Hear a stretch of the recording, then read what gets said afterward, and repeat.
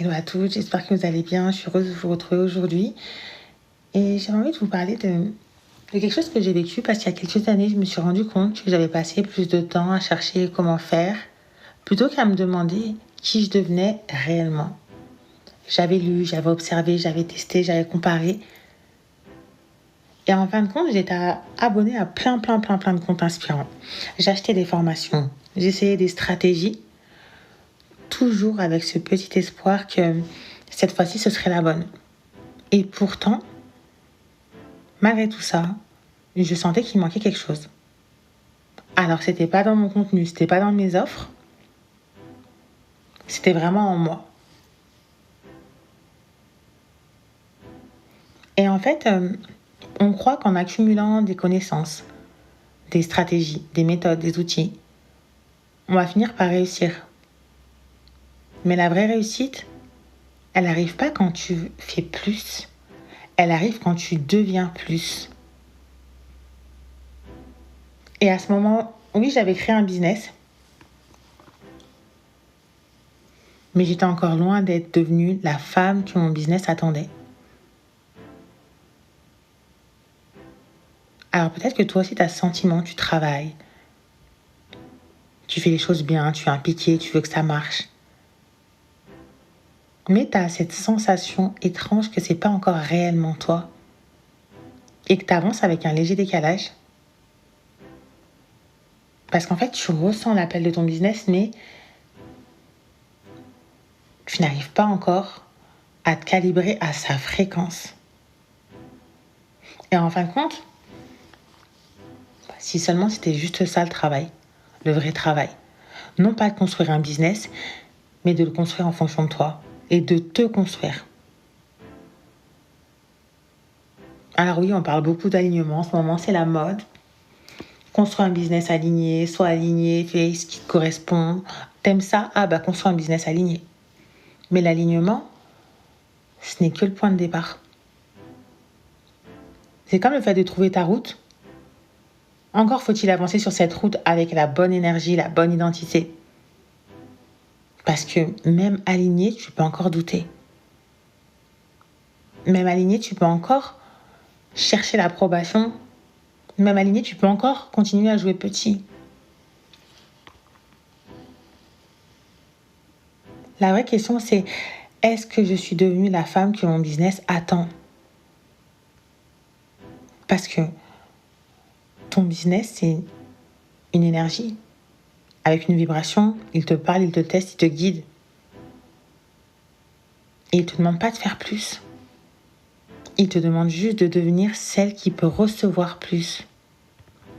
Alors pose-toi juste cette question un instant.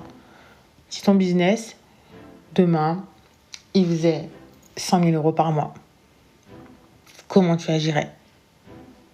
Comment tu parlerais à tes clientes? Comment est-ce que tu prendrais des décisions? Est-ce que tu te cacherais derrière la peur? Celle que tu as quand tu es focus sur le regard des autres, ou est-ce que tu dirais encore je ne suis pas prête? Parce qu'en fait, c'est là que tout se joue. On attend souvent de réussir pour devenir cette femme. Et on se dit quand je serai dans cette situation, je serai telle femme. Mais non. C'est en devenant cette femme que la réussite arrive.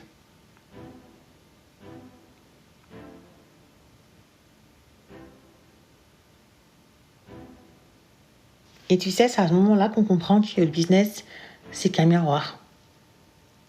Parce qu'il reflète ton niveau de conscience, ta confiance, ton énergie. Et quand tu changes à l'intérieur, bah tout change autour de toi. Tes offres, elles prennent de la valeur. Tes mots résonnent. Tu deviens magnétique. Les bonnes clientes, elles apparaissent naturellement. T'as pas à forcer. En France, les femmes, elles sont brillantes. Elles sont talentueuses. Elles sont compétentes. Mais trop souvent, elles se cachent derrière leur expertise. Parce qu'elles ont appris à savoir, mais pas à rayonner. Et là où les femmes anglo-saxonnes, elles incarnent leur vrai pouvoir avec audace. Nous, les Françaises, nous avons longtemps confondu élégance avec retenue. Nous avons grandi dans une culture où il fallait être parfaite, mais surtout pas trop visible. Gentille, mais pas trop ambitieuse. Raffinée, mais jamais dérangeante. Et cette empreinte, elle se ressent jusque dans nos business, dans nos mots, dans nos choix, dans notre manière d'oser. Et c'est ce que je vois souvent avec mes clients, c'est des femmes incroyables, puissantes, lumineuses, mais qui pourtant se brident sans même s'en rendre compte. Parce qu'on leur a appris à être expertes, mais pas à être incarnées. On leur a appris à bien faire, mais pas à se montrer. On leur a appris à maîtriser et à tout maîtriser, sauf leur propre rayonnement.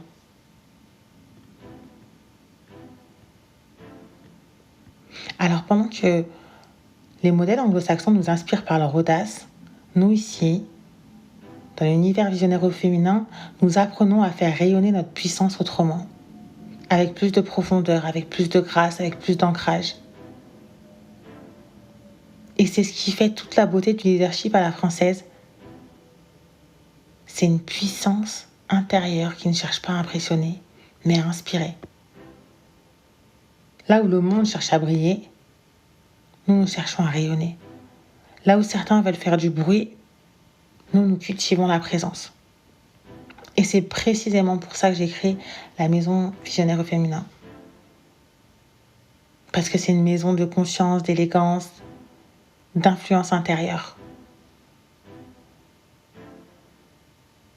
Un lieu où les femmes se rappellent qu'elles peuvent être puissantes sans se durcir, visibles sans se perdre, ambitieuses sans s'éteindre.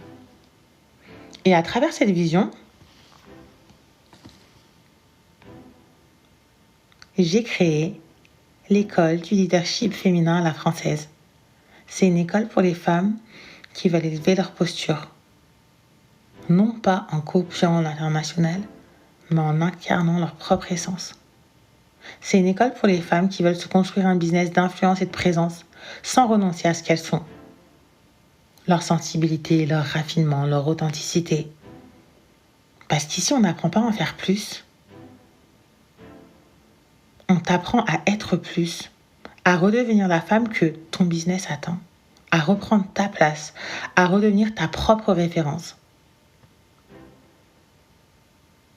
Et en fait, si c'était juste ça, la vraie réussite, devenir cette femme que ton business, ton entourage, ta vie attendait depuis toujours.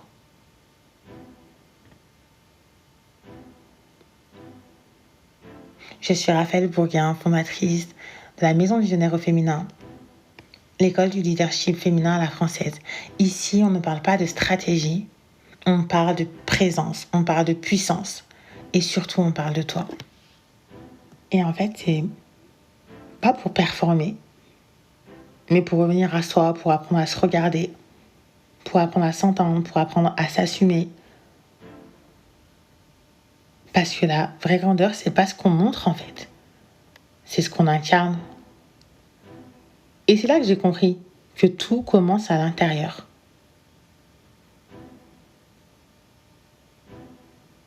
Et depuis ce jour-là, j'ai décidé de ne plus courir après la réussite, mais de marcher dans ma vérité. J'ai appris à créer à partir de ma fréquence, à m'entourer de beauté, à écouter ma voix, à me faire confiance, à m'aimer en fait. Et c'est cette transformation que j'ai voulu transmettre ici dans Visionnaire au féminin. Pas comme un business, comme une voie de retour à soi. Parce qu'ici, on ne parle pas de stratégie, on parle de résonance. On parle de femmes qui s'autorisent à être puissantes, à être visibles, à être libres. Ce podcast, c'est ma voix, mais c'est aussi la tienne. Celle que tu as peut-être oubliée, celle que tu n'as pas encore osé écouter. Alors, bienvenue dans le Visionnaire au féminin. Ici, tu n'as rien à prouver, tu as juste à te souvenir. Je suis Raphaël et tu écoutes le tout premier épisode de Résonance de la Maison Visionnaire au féminin. Un espace où le luxe, c'est d'incarner ta grandeur. Je vous dis à très vite.